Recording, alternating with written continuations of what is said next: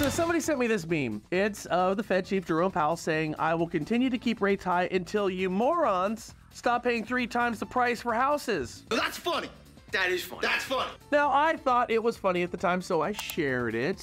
Well, it turns out, my friends, that folks are starting to get this message.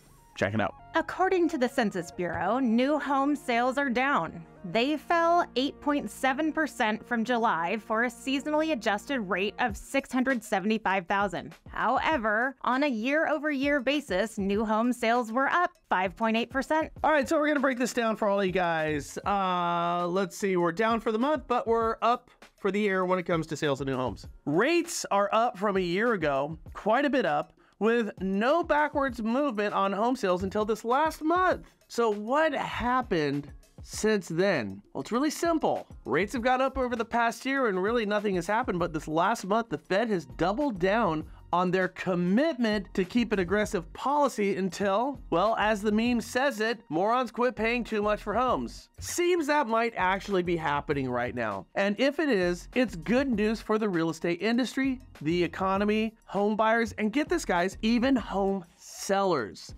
Yes, even home sellers if the market softens. You might be saying, how can that be? If prices go down, home sellers, well, they lose out on equity. And I'd say you're wrong there. Look at this angle. Because most oftentimes, home sellers are home buyers too. A point not to be missed for the astute agent. A home seller buys. So, in a hot market, yay on the equity, but whoops, now you're buying in that same hot market. Selling a soft market? Well, you're buying in that soft market too. If you have an entry-level home, you're getting top dollar for it. So since most sellers are buying up, this ultimately benefits sellers more in buying up into a softer market. What's gained is lost oftentimes, and what's lost is gained. Agents need to remember this point. Market erosion, the fall of home prices, is the single greatest thing that can happen to the housing market and our economy as a whole. I ain't kidding here. As housing slows, so does our GDP and economy. As seen on this graph of housing's share of the GDP, the economy edged lower at the end of the fourth quarter of 2022. This is the second straight quarter where the GDP increased in 2022, with overall GDP increasing at a 2.9% annual rate, following a 3.2% increase in the third quarter and a 0.6% decrease in the second quarter. However, due to higher interest rates, housing's share of the GDP decreased to 15.9%, below the third quarter share of 16.1%. For the fourth quarter alone, residential fixed rate investment was 4% of the economy. Oh, that's not a whole bunch, you might be saying. And I go, yeah, 4%. I mean, you're right. It's down. And now that quarter only represents $1 trillion at a seasonally adjusted annual pace. Remember, a billion seconds is 28 years, a trillion seconds is 28,000 years, and we're talking trillions here, people. Here's a composite index from Fred showing the average 30-year fixed rate mortgage. That's the yellow line. And the gray down below are mortgage applications. So yes, it's what you know. Rates are winning the battle and applications are in full retreat. Yeah,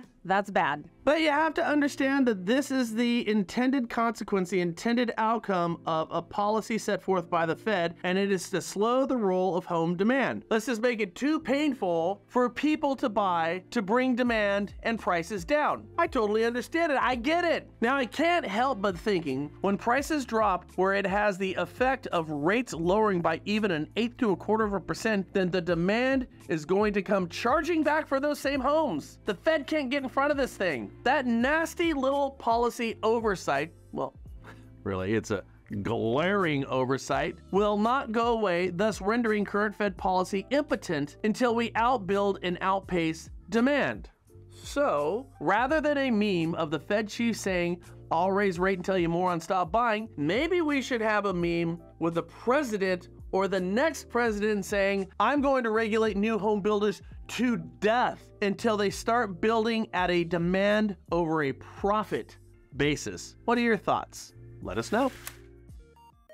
If we can't change the market, we could change ourselves. One of the great ways to do this is with sales books. I'm a huge believer and have been running a sales book club for for the past 3 years. If you want to be part of our sales book club where we take practical applications that we're learning and apply them to the real estate and lending community, where you get to meet other realtors and lenders from different states who are finding success, Jump In Books. We're starting a new one this upcoming Tuesday at 12 o'clock Pacific Standard Time. Fill out the information down below. The only thing it's going to cost you is, I don't know, probably $8-9 for an ebook and about an hour of your time. It's pretty cool too. Hope to see you there.